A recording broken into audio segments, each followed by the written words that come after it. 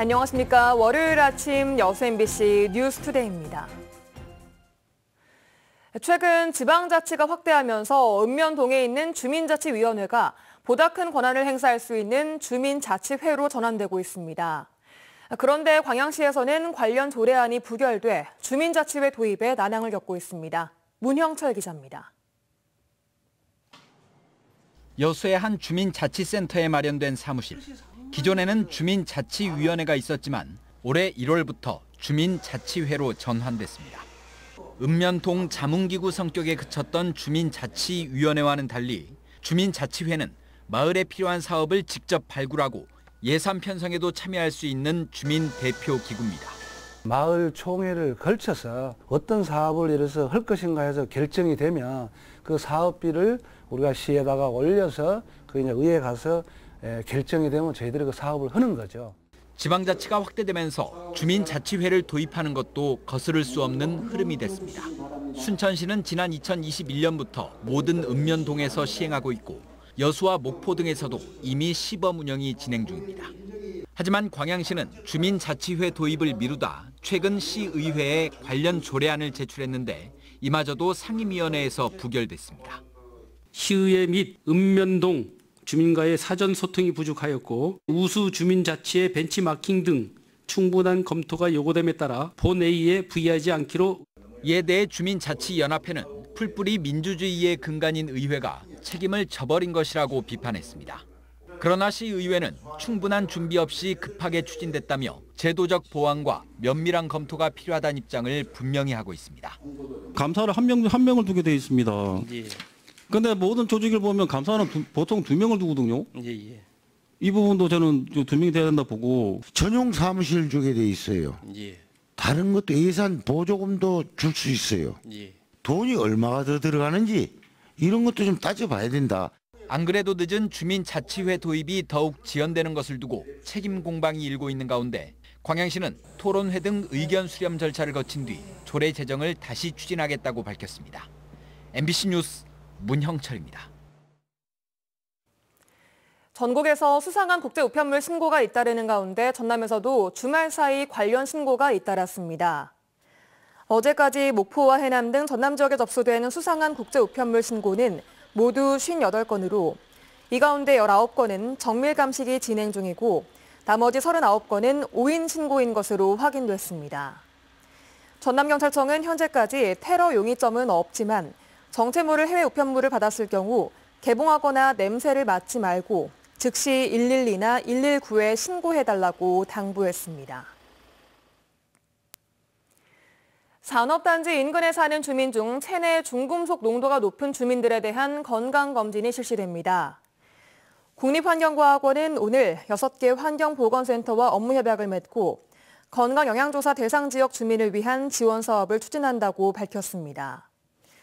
올해는 광양과 여수, 울산 등을 포함한 전국 9개 산단 인근 주민 가운데 기존 조사에서 체내 중금속 농도가 높게 나온 이들을 대상으로 노출 검사와 건강검진이 이루어집니다. 청약통장은 오랜 기간 서민들이 내 집 마련을 위한 가장 인기 있는 수단 중 하나였습니다.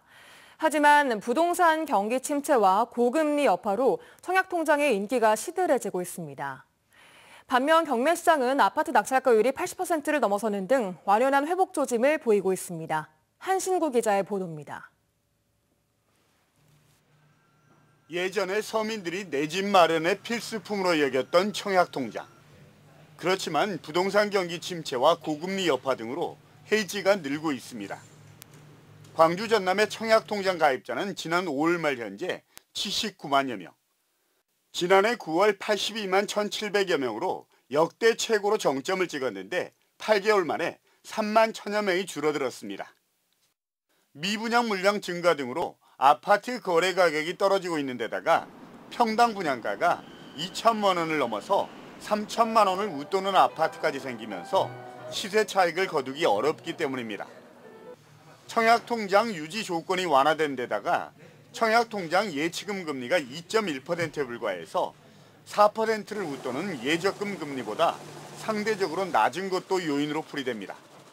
부동산 시장 침체로 청약에 대한 관심도가 떨어지면서 좀 더 높은 금리를 받아보자 이런 심리가 높아지고 있는 것 같습니다. 반면에 아파트 경매 시장은 전반적인 회복세를 이어가고 있습니다. 지난달 광주 아파트의 낙찰률은 45%대로 2달 연속 40%가 넘는 낙찰률을 보였습니다. 부동산 경기 침체가 심화됐던 지난해 10월 16%로 저점을 찍은 이후에 올 1월에 29%, 4월엔 36%로 상승세를 이어가고 있습니다.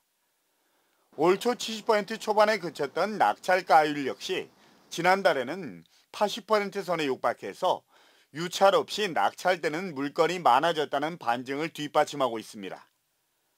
고금리 여파와 미분양 증가, 그리고 분양가 상승 등 시장의 변화로 내 집을 마련하려는 서민들에게도 변화의 바람이 불고 있습니다. MBC 뉴스 한신구입니다. 순천시와 순천대학교가 글로컬 대학 본 지정 평가를 대비해 협력을 강화하고 있습니다.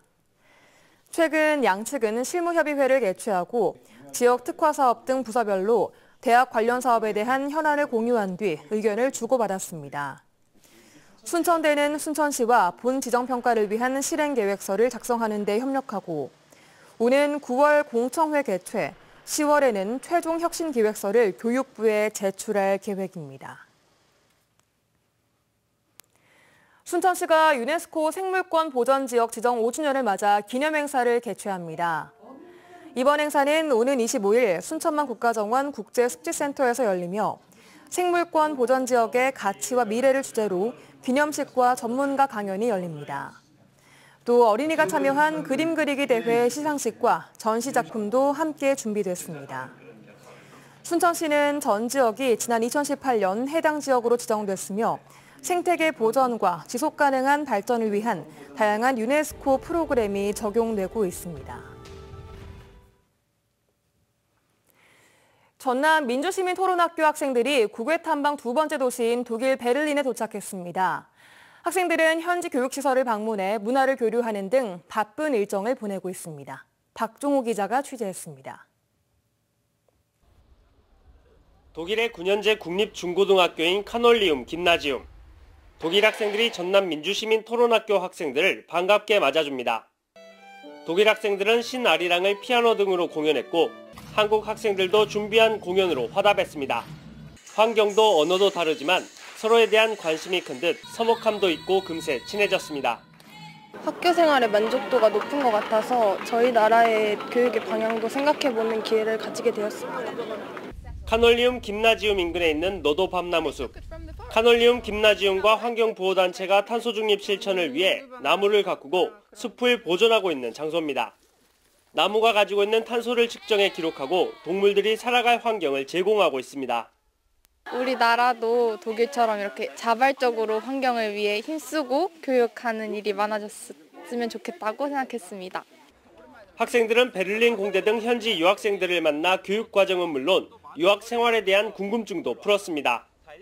우리나라의 제2외국어 교육은 범위도 한정적이고 일상생활에서 쓰이기 어려운 부분이 있다고 생각하는데 독일에서 배우는 것은 일상생활에도 연계가 될 수 있고 짧은 시간 정들었지만 금세 헤어지는 걸 아쉬워했던 한국과 독일 학생들.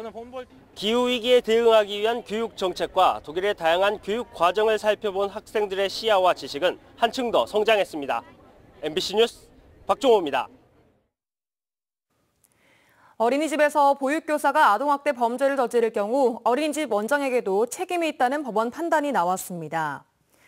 광주지법 형사 1부 김평호 부장판사는 보육교사가 아동학대를 저질러 이에 대한 책임으로 1심에서 200만 원 선고유예 판결을 받은 어린이집 원장의 항소를 기각했습니다.